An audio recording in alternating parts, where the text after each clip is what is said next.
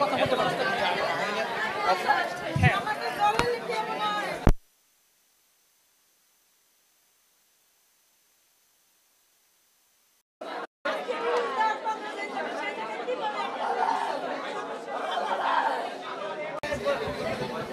ওনার মা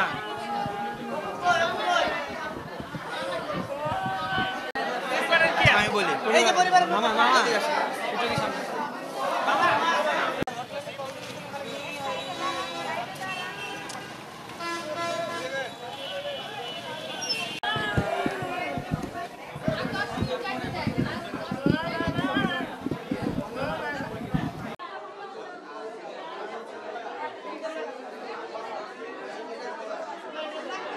থেকে উঠাইছে, বাবার সাথে কথা বলছে, তারপর বের হয়েছে। তারপর আমরা তারা বললো যে এই খাবার নিয়ে আসেন। খাবার খুব খাইছে, জাউ খাইছে, তারপর এই চিকেন স্যুপ খাইছে, আরও অনেক খাবার, এইগুলোই মানে তরল জাতীয় যত খাবার আছে ডাব, এগুলো তারা খাওয়াইছি। পরের দিন ওই দিনই সন্ধ্যাবেলা কাকি গেছে, কাকি যাওয়ার পর সেও সব দেখেছে ভালো। তা আজকে তা আমরা ঘুমাইছি, 11টা বাজে আবার ভিজিটের সময় হয়েছে। 11টা বাজে কাকায় গেল, ভালোভাবে কথা বলে আইছি। কথা বলার পর 12টা 1টার দিকে তার আইসা বলে রোগীর রক্ত লাগবে, সরি রক্ত লাগবে না, সরি এটা না, যে তার হার্টবিট খুব কম, 64। 60 থেকে 70-এর ভিতরে তারা বলতেছে না এটা 90 লাগবে, 90 হলো স্বাভাবিক, তারা এটা বলতেছে। আমরা তো এখনো ওইরকম কিছু জানি না যে কোনটা স্বাভাবিক কোনটা অস্বাভাবিক। তারা বলতো না 90 স্বাভাবিক, 90 থেকে 100 এটা স্বাভাবিক। তখন আমরা আমাদের চারপাশে খোঁজ দিয়ে রাখলাম, না এটা 60 থেকে 100 স্বাভাবিক। তো সে ভিতরে গেল, ভিতরে যাওয়ার পর নিল, তারে লাইভ ভর্তি করাইছে। ভাইয়ের মতো বন্ধু,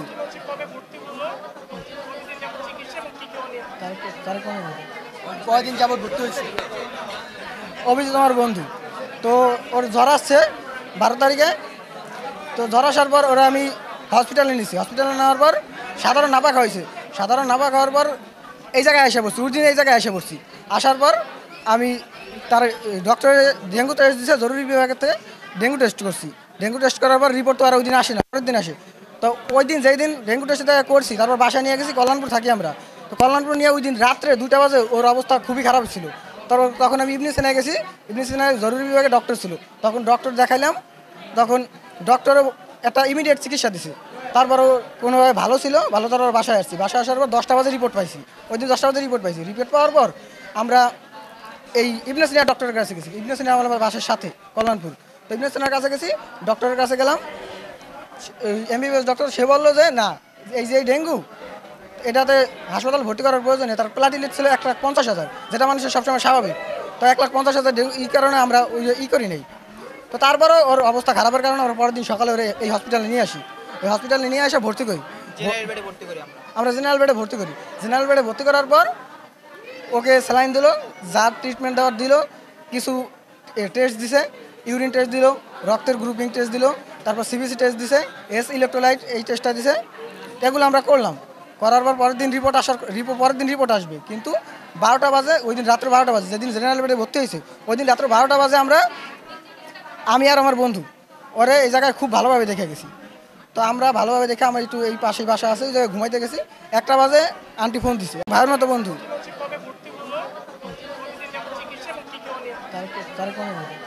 কয়দিন যাবত ভর্তি হয়েছে? অভিজিৎ আমার বন্ধু। তো ওর জ্বর আসছে 12 তারিখে। তো জ্বর আসার পর ওরা আমি হসপিটালে নিয়েছি। হসপিটালে নেওয়ার পর সাধারণ নাপা খাওয়াইছে। সাধারণ নাপা খাওয়ার পর এই জায়গায় এসে পড়ছি, উর্জিন এই জায়গায় এসে পড়ছি। আসার পর আমি তার ডক্টরের ডেঙ্গু টেস্ট দিয়েছে, জরুরি বিভাগের থেকে ডেঙ্গু টেস্ট করছি। ডেঙ্গু টেস্ট করার পর রিপোর্ট তো আর ওই দিন আসে না, পরের দিন আসে। তো ওই দিন যেই দিন ডেঙ্গু টেস্ট করছি, তারপর বাসায় নিয়ে গেছি, কল্যাণপুর থাকি আমরা।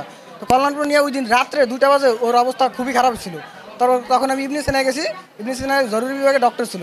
তখন ডক্টর দেখাইলাম, তখন ডক্টরও একটা ইমিডিয়েট চিকিৎসা দিছে। তারপরও কোনোভাবে ভালো ছিল, ভালো তারপর বাসায় আসছি। বাসায় আসার পর 10টা বাজে রিপোর্ট পাইছি। ওই দিন 10টা বাজে রিপোর্ট পাইছি। রিপোর্ট পাওয়ার পর আমরা এই ইবনে সিনা ডক্টরের কাছে গেছি। ইবনে সিনা আমার বাসার সাথে কল্যাণপুর। তো ইবনে সিনার কাছে গেছি, ডক্টরের কাছে গেলাম, এমবিবিএস ডক্টর। সে বললো যে না, এই যে ডেঙ্গু এটাতে হাসপাতাল ভর্তি করার প্রয়োজন নেই। তার প্লাটিলেট ছিল 1,50,000, যেটা মানুষের সবসময় স্বাভাবিক। তো 1,50,000 এই কারণে আমরা ওই করি নেই।